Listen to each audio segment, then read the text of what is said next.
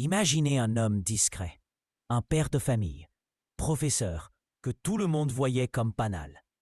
Pourtant, derrière ce masque se cachait l'un des plus terrifiants tueurs en série de l'histoire. Andrei Chikatilo, surnommé le boucher de Rostov. Entre 1978 et 1990, il a assassiné plus de 50 femmes et enfants, laissant une trace indélébile dans la mémoire collective. Né en 1936 en Ukraine soviétique, Chikatilo grandit dans la pauvreté et la faim. Son enfance est marquée par la peur et les humiliations. Devenu adulte, il mène une vie apparemment normale. Marié, père de 2 enfants, enseignant. Mais derrière cette façade, il cache des pulsions violentes et incontrôlables.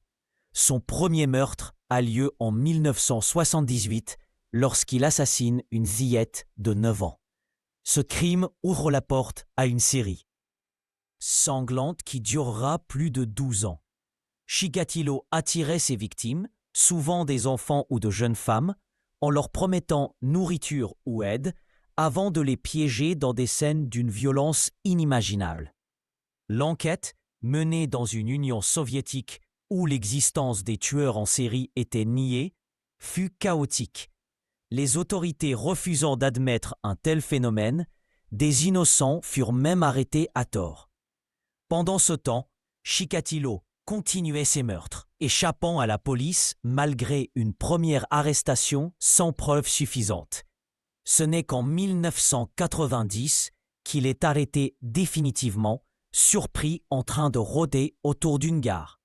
Ses aveux, livrés avec un calme glaçant, révèlent l'ampleur de ses crimes. Jugé pour 52 meurtres, il est condamné à mort. En 1994, il est exécuté d'une balle dans la nuque. L'histoire du boucher de Rostov nous rappelle que le mal peut se dissimuler derrière les visages les plus ordinaires et qu'il ne faut jamais sous-estimer les ombres qui se cachent dans la réalité.